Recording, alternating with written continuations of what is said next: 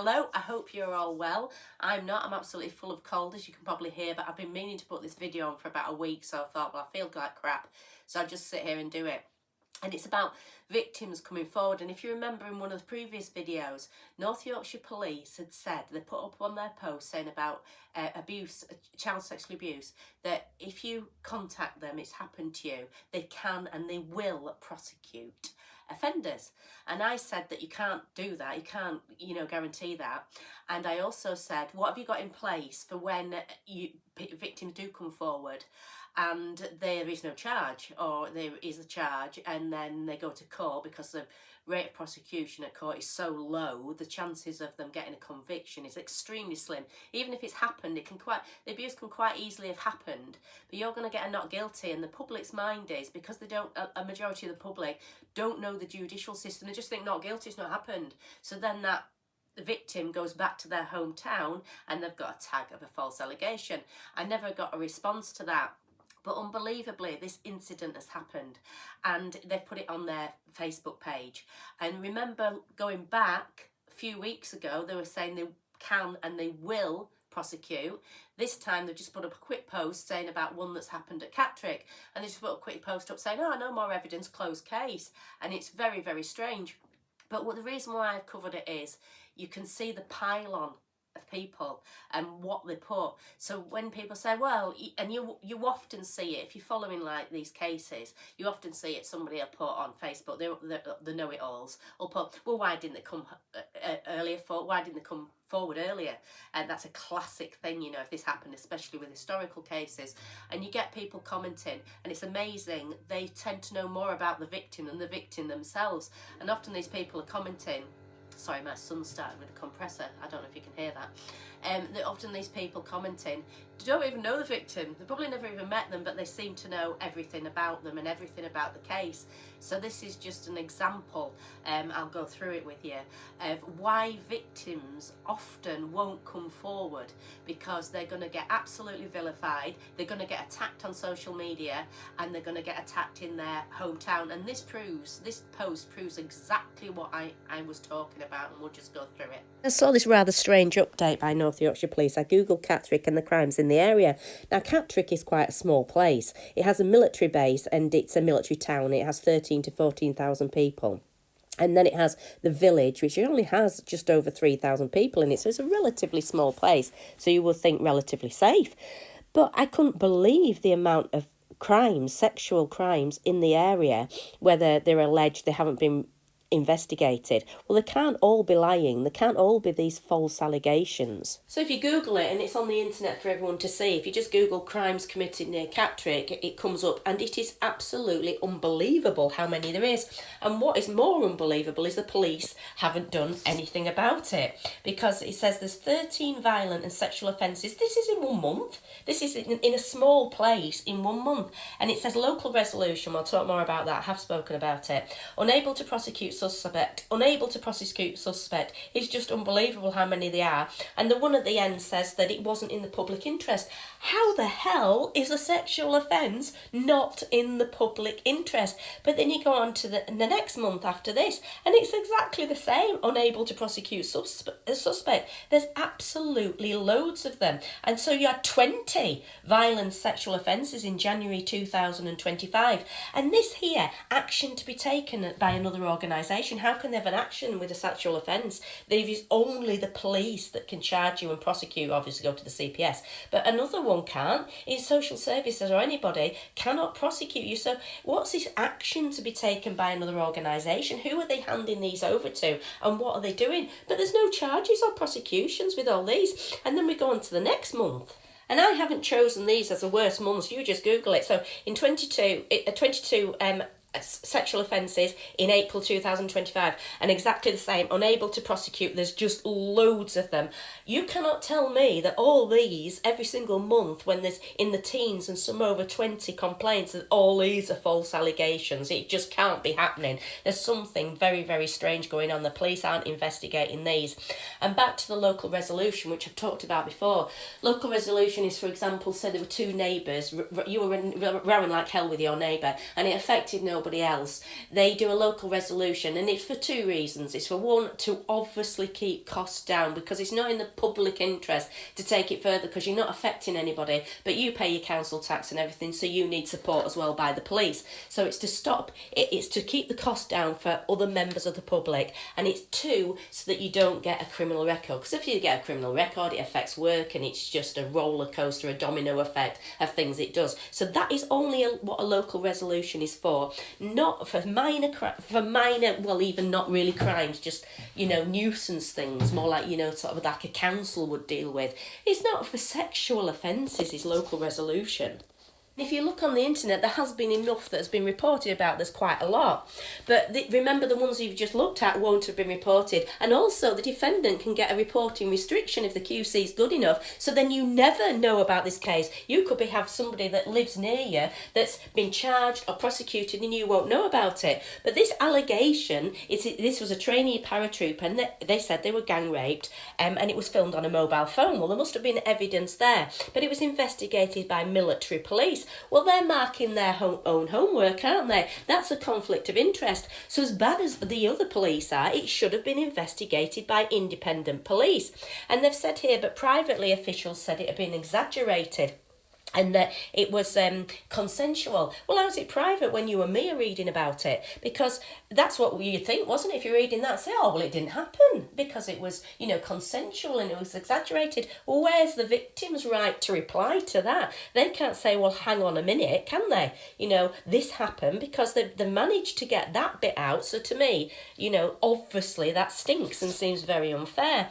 But if we go back to the latest post from North Yorkshire Police about sexual assault that they have put on their social media pages, it says, yesterday we appealed for 4 key witnesses to come forward to support our investigation into a serious sexual assault which occurred in Catterick Garrison on Sunday the 17th of August. Now note the word allegation is missing there, because they have put that it's a serious sexual assault and it's occurred. That is how it's written. So they believe this has occurred. So any member of the public reading that will think, right, it's happened. It's not an allegation, it's actually happened.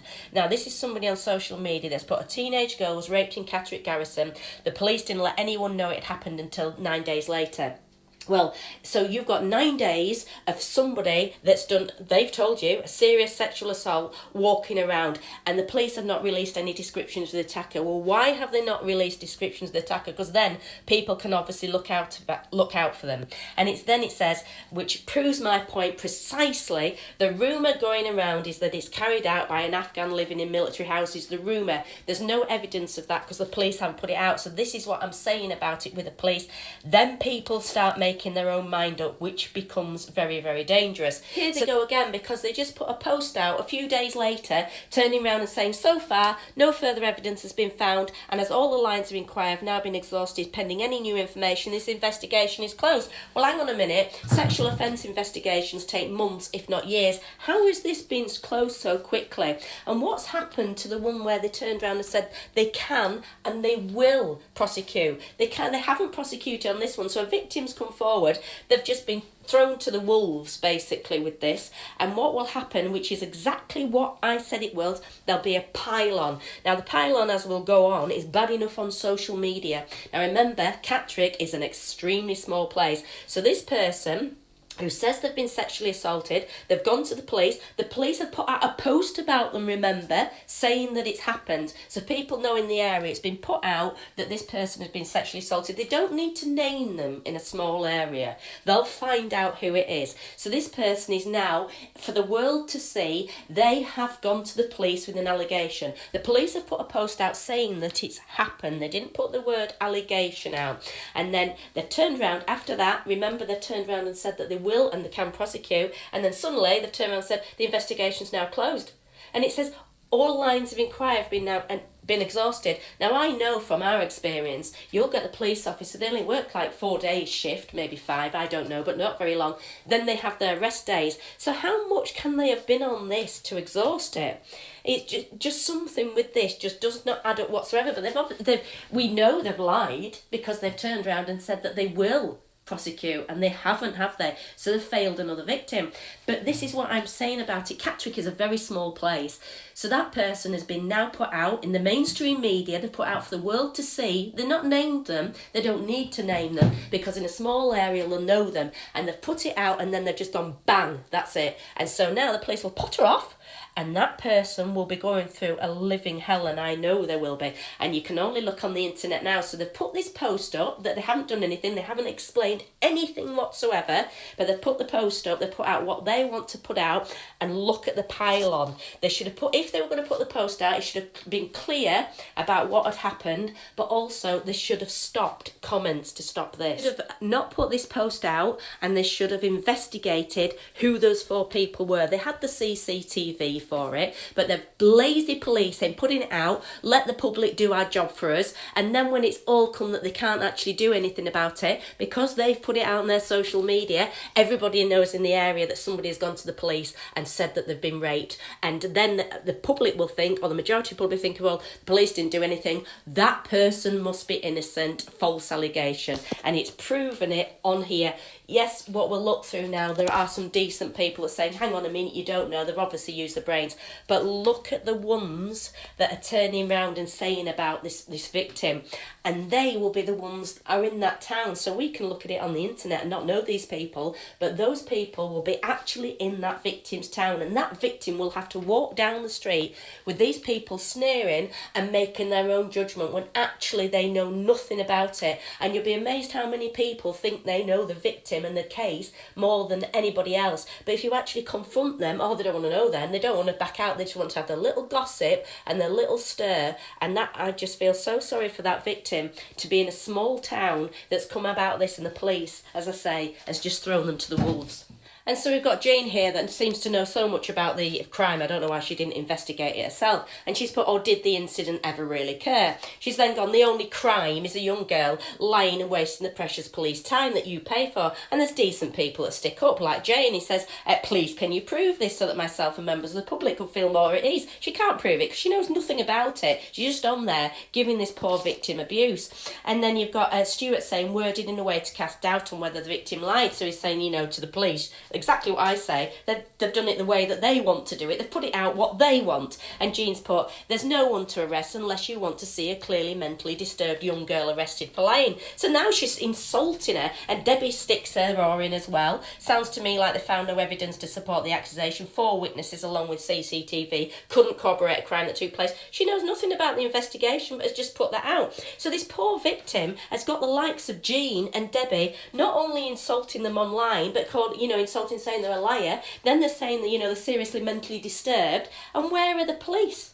Where's the bit that they said they can and they will prosecute it? And when I put on that post long before this happened, what have you got in place for when these people that you asked to come forward, especially historical cases, you ask them to come forward and you investigate it, and then you say no further action, we can't do anything about it? What have you got into this place when the victims have to go back into the community? Particularly in small towns, and they never answered me, they never responded. And this is precisely what I'm talking about. So this poor victim that's gone forward, and it could be this victim or another victim that's come in, or a victim in the past, has not only now got to put up with this abuse online, they have got to put about it when they go to their hometown. They made a false, the Jeans and the Debbies of this world, they made a false allegation. That poor person, they know nothing about the case whatsoever. And of course there are false allegations, I'm fully aware of that, but not to this extent, not 20 and 30 a month. And it doesn't happen all the time, because the people think, there's so many false allegations because of the police asking people to come forward and then not being able to get even a charge, never mind a prosecution. And then those people go back into the communities. They don't know, like Jean and Debbie putting their stuff on, they don't know the case, they don't know what's happened about it whatsoever, and they put their opinion on, and it's for all the public to see. Police have put this post out to cover their own back. Remember, that victim has not got a right to reply. So if you see anything from GB News to BBC, if they're speaking about somebody on levels that are not sexual offences, you know, on levels that aren't even going to be detrimental to people, they say, oh, we approached so-and-so for a right to reply. You have to do that because it's obviously only fair that they have a right to reply. How can this victim reply to that? Because one, if they do reply, their anonymity is waived. But two, if they do reply and they say, well, this happened to me, they could be looking at, because the police aren't doing the investigation, they can be looking in a civil case of getting sued by the person that they've made the allegation against. So this person has just been completely fed to the wolves for the likes of Jean and Debbie to pile on when they've no evidence. Nobody has any evidence of whether this crime happened, didn't happen, whether this person's mentally disturbed, not mentally disturbed. Nobody has any evidence. And the police have put this on to have the pile on that's on. They haven't turned the comments off. They haven't put it on and turned the comments off. So they haven't responded. So anybody that reads that now and reads through the comments, well, not anybody, because obviously there's sensible people, but the trouble is the less bright people have the bigger voices and are more likely to say stuff. So they've got sensible people that you can see on the comments saying, well, hang on a minute, and looking at it logically. But look at the people that are calling false allegation, and they will be the loudest people, and they'll be the loudest people on social media, and they'll be the loudest people in that poor victim's hometown. So after North Yorkshire Police's big media push to get victims of sexual assault to come forward, they're now doing a big media push about people's drinks that have been spiked. And I'll leave you with this comment of somebody that's put the comment on saying their daughter's drinks have been spiked and what North Yorkshire Police have done about it, and you can read for yourself. So this came up on my feed as I was doing the video, and this is Jay Slater's mother. And she said that conspiracy theories hampered the police investigation, and this is what I'm saying, people can put online what they want because it's different now, you know, it's only happened in the past real decade that people can just type on their computer and just put what they want, regardless if there's any evidence there. And she wants a law for it to be stopped, and it should be stopped because these are serious cases. But I think, you know, it's not like a hurty word, a tweet or something that's, you know, got hurty words in it. This is seriously that people gang up and they get a pile on, and then it goes back to people's homes. But the police also have to take more responsibility, putting these posts out and then just leaving them with the comments on, so they've put their side of the story across, and not letting the victim speak is outrageous. So this not only does there need to be a law, that there needs to be a change in the way that the police can put out information on their social media. So thank you for watching, and the next video will be coming up soon.